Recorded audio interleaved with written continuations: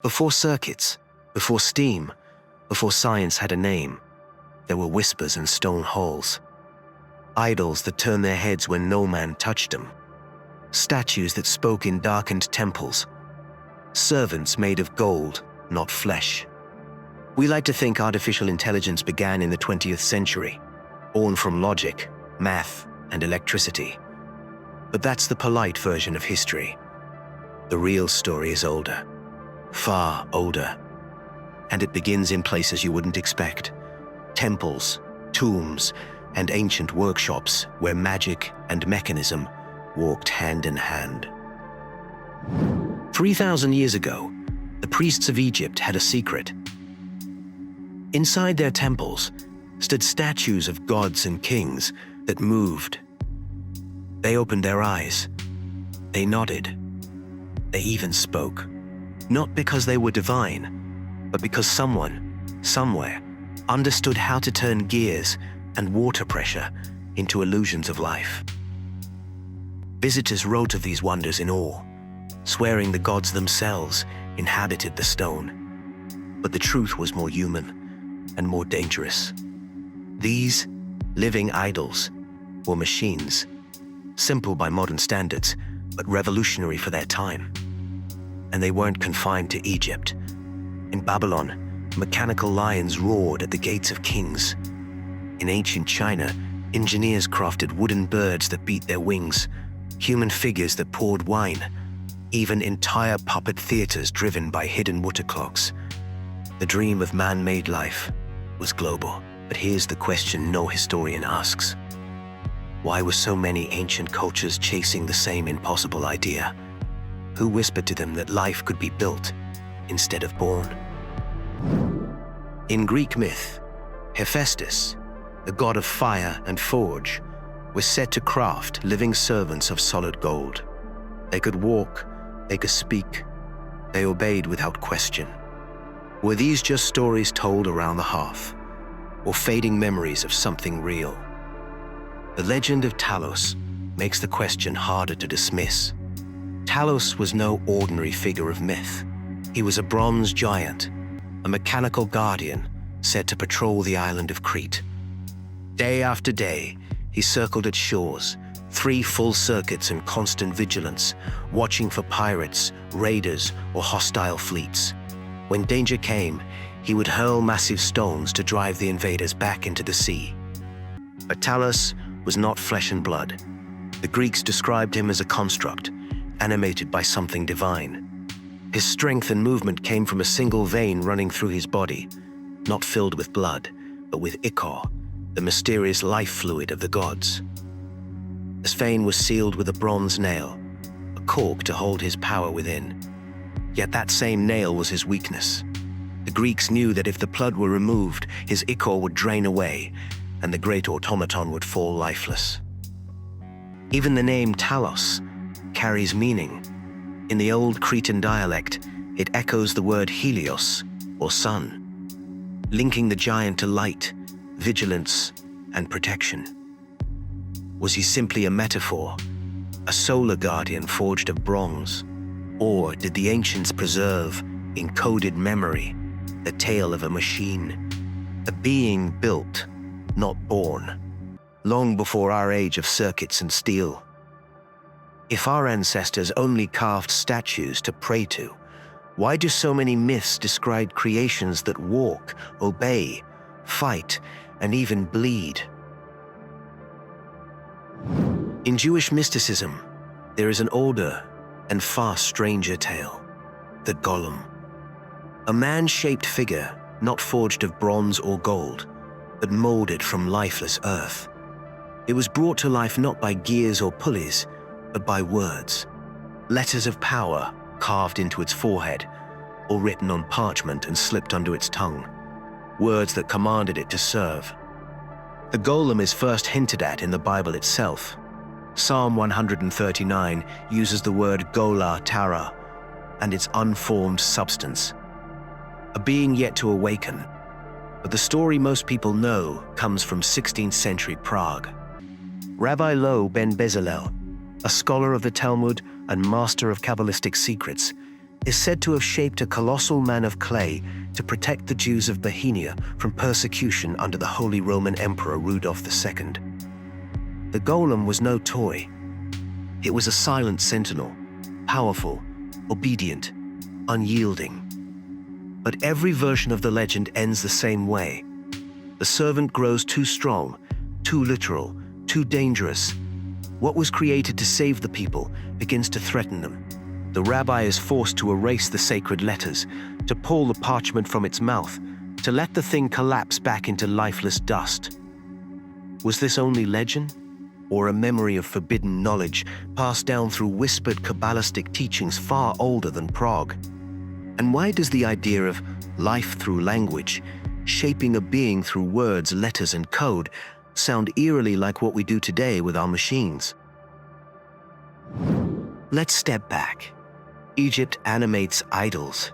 Greece dreams of mechanical servants.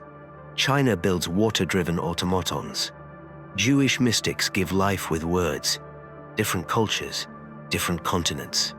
Yet all chasing the same dream, to create life in man's image. Not through birth, but through craft. Why? Was it merely human imagination?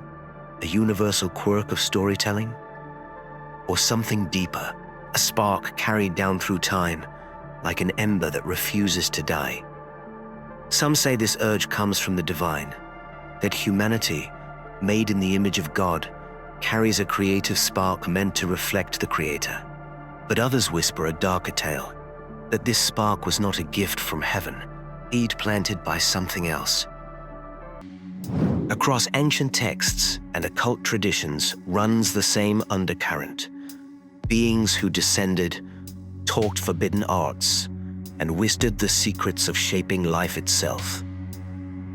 In the Book of Enoch, the Watchers gave mankind knowledge it was not ready for. In Babylon, priest kings sought to build towers to heaven, to rival the divine order. In countless pagan rites, idols were not just symbols.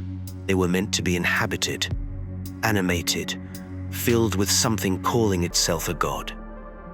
This is the shadow side of invention. The dream of becoming creators not to honor heaven, but to rebel against it. The idea that man can unmake the need for God by becoming godlike himself.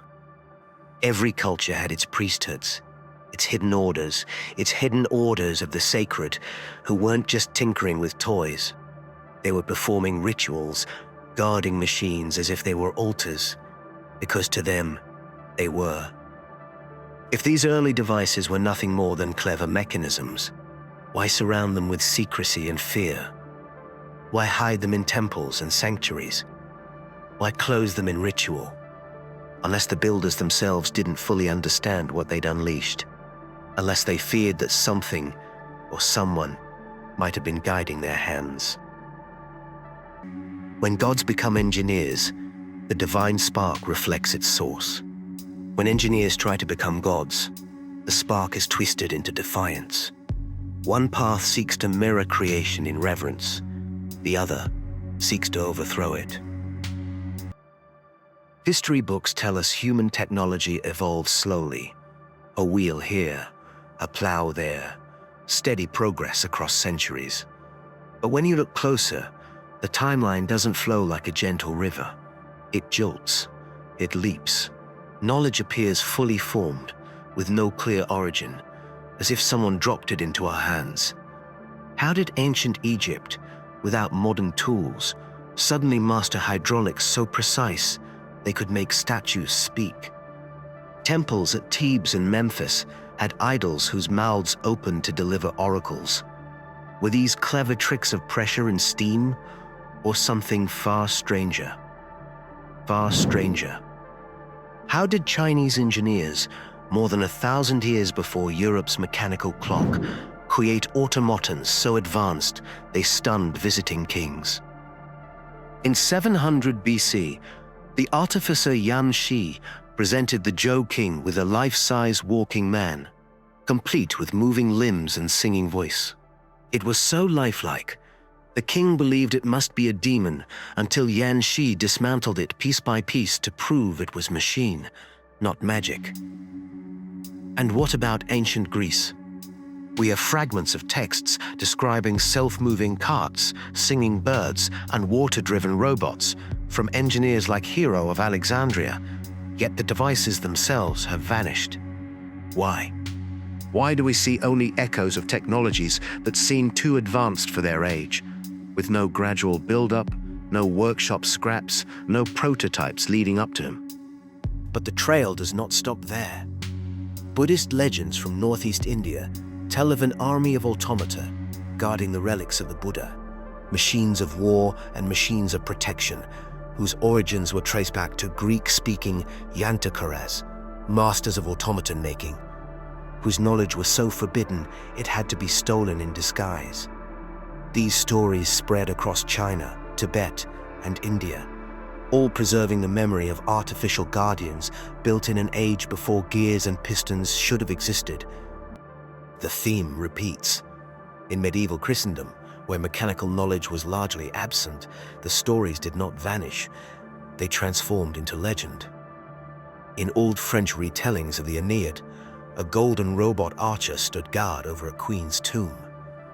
In another tale, Alexander the Great encountered golden sentinels on a bridge in India and copper soldiers protecting the tomb of the Emir of Babylon. Were these fantasies or fading echoes of technologies once seen but not understood?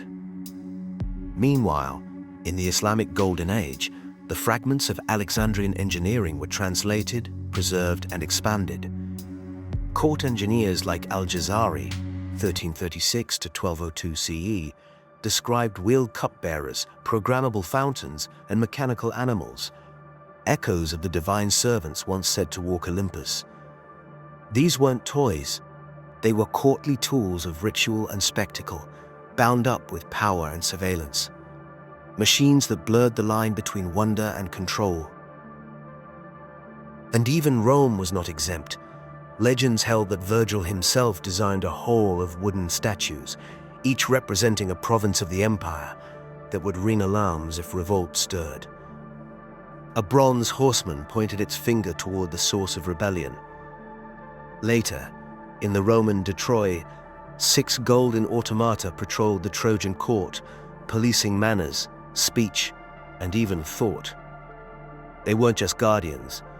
They were surveillance devices, mechanical extensions of authority.